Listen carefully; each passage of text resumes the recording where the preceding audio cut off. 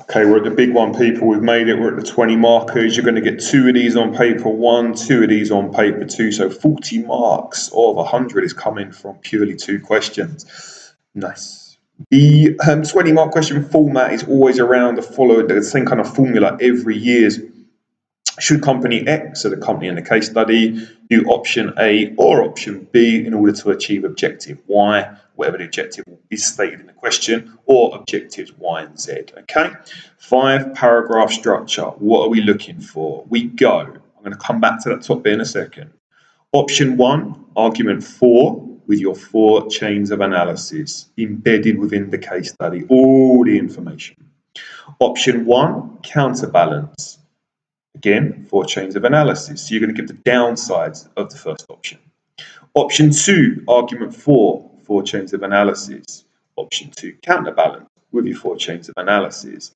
Then we're going to evaluate using mocks, and I'll come back to mocks in a minute. So let me skirt back up to the top. Things to consider. What I would be saying to you is think about the key objective of the question. What is it the company wants to achieve? Sometimes you'll get it very specifically said. The company wants to increase revenue. The company wants to downsize. Other times you have to pick through it. Think about the key words from the question. And I'll tell you why I'm showing you this in a second. And then think about the theories that can be used. If you've never heard mocks before, your conclusion, if you think about it, has to answer the question. You can't be a fencer. You can't be, they should do a bit of option A, a bit of option B, but I don't know which one's better, so they should just do both. No, your conclusion has to be option A is the best or option B is the best because, and you're going to be using evidence. But you've got to think about depends on factors, and you need to make suggestions for what they need to do to make their choice, option A or option B, a success. So in terms of mocks, market objective, product, situation. Think about the market that they're operating in. So if the question's about supermarkets, it's an oligopoly market, highly competitive. Think about the objective being stated within the question. Think about the product that's being sold, linking back to the 2 options, and then think about the specific situation. Is the company losing money? Is it close to shutdown? Is this decision A or B going to be the last thing that they do? It's either going to carry the business on or lead to business shutdown. Okay, so those MOPS things in your overall conclusion, your overall evaluation, your overall justification of your decision is absolutely key. So I'm going to repeat myself once more, then we're going to look at an A grade answer. Option 1, argument 4, 4 chains of analysis, 1 paragraph. Option 2, the counterbalance, 2, the first paragraph, 4 chains of analysis. Option 3 is your 3rd paragraph, argue 4.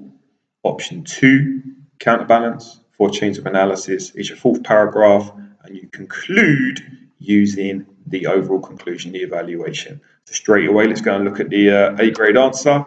16 out of 20. First thing I'm going to do, has she, it is a she, followed our structure.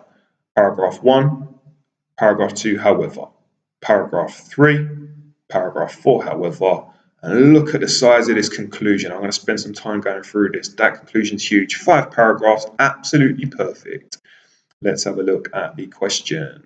So we've got a company here called Warby Parker. Great. And look, specifically stating what the corporate objective is, they want to grow. The management's considering 2 options. So there you go, company X, 2 options. They want to develop a new range of contact lenses for the high income market or start selling glasses in the low income market. So option A, contact lenses for rich people. Option B, selling glasses to not rich people. Evaluate these 2 options and recommend which one is most likely to achieve the main corporate objective of growth in the business. Okay.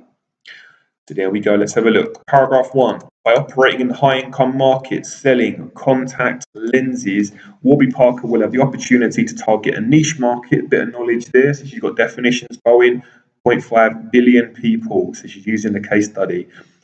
Chain 1 done. This means that Warby Parker can specialize their brand. She's got a bit of theory. She's got chain 2 there to fit into the luxury high income market. This is great. This added value, chain 3, and she's bringing in more theory, value added production processes. This will mean their products can be sold for a higher price. So she's coming into a 4th chain here, potentially meaning more profit. Look at the theory, profit, price, high income markets, specialization of brands, niche markets. There's theory everywhere. I've not seen one definition in sight. She's getting her knowledge here by using correct context. Okay. She's now going to evaluate that first option. So she said the high income market of contact lenses is good. However, Warby Parker may be faced with higher barriers to entry due to the established competition of traditional brands.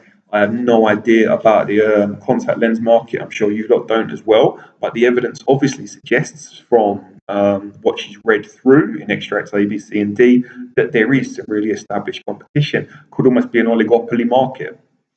As these brands have gained loyalty, so this is chain 2, as a luxury brand, Warby Parker might struggle, third chain, to survive with its low-cost products, and may be disregarded as an inferior good. Has she made an error there? Because we're talking about contact lenses for high income, but maybe in the evidence they were saying that it's low-cost production, so they're going to try and sell expensive contact lenses, but they're not very good. So an inferior good. Okay, no, she's right there. Fine. Now we go then to option B. By operating in the low income market selling glasses, Warby Parker are able to target a larger market. How many billion people, whatever that sign is there. Selling low cost glasses to the low income market means that business can fulfill its aim of being socially responsible. So there's a second chain going on there, linking back to the case study, giving everyone the opportunity and the right to see. And I remember looking at this paper, one of the key things is about ethics, corporate social responsibility. Everyone deserves a right to be able to see. As a designer brand, it is also likely the company will be popular as customers can identify the product as a luxury item for a low cost and therefore be value for money. 3 to 4 chains there, not clear whether it's 4 specifically, but 3 to 4 chains, and a really nice kind of punchy argument as to why they should be going for the low income market. She's now going to go for a counterbalance. And it's a bit samey here. With established direct competition, Vision Spring, it may be harder for Warby Parker to succeed. She would have pulled Vision Spring out of the extracts available. As Warby Parker doesn't offer any type of training or job opportunities like Vision Spring does, it may be difficult to sell products or gain the same recognition as other brands. This is the absolute weak link of the essay. It's an A-grade essay. She's got 16 out of 20. Clearly, it shows you that there's no negative mark in there. Not going to pull marks away based on the levels for a poor paragraph, but that makes no sense to me. She's repeated the same point as the other, however.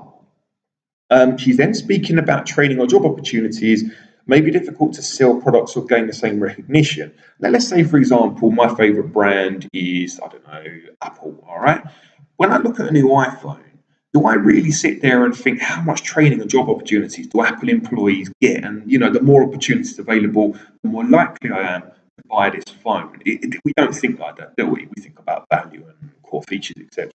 So, that is a poor paragraph. What we're expecting then is that the conclusion is really going to blow things out of the water. And judging by the look of it, I think it may well do. So she's got 3 excellent paragraphs, one, and I would go so far as to say 1 terrible paragraph. Let's see if she can redeem it. Well, look, this is rubbish. Obviously, she can. She's got 16 out of 20. In conclusion, Warby Parker selling contact lenses to the high-income market is a form of product development theory coming in. She's using MOPS, their products. This involves some risk and a lot of market research, as they have no experience yet, new market. However, it allows Warby Parker to widen their product portfolio, bringing in more theory and differentiate more theory again from other competitors so that consumers gain a choice. Similarly, selling designer glasses to the low-income market involves some risk. So she's kind of sticking with the risk factor. I get what she's doing here, and a lot of market research. However, Warby Parker will have the opportunity to target a larger target market and potentially make a profit. I think they're already making profit, but there we go. The company wants to grow. So she should be saying extra levels of profit or higher levels of profit. Warby Parker should sell contact lenses to the higher income market. She's given the absolute decision now because it offers the opportunity to sell their products in the same market for potentially a high yet competitive price. If they sell to the low income market, adaptations may have to be made. So she's kind of interrogating, she's elaborating on the problems of the low income market. The nature of the business, i.e. switching from e-commerce to stores, and they may have to sell their products for lower to suit the target market. Both of the concepts would not benefit the business and may cost more time and money than the revenue and profits that they bring. So that is a nice overall conclusion. She's saying the high income market is the way forward. There you go. Not perfect. One paragraph really lets that down, but by the levels, that's going to be an A grade 16 out of 20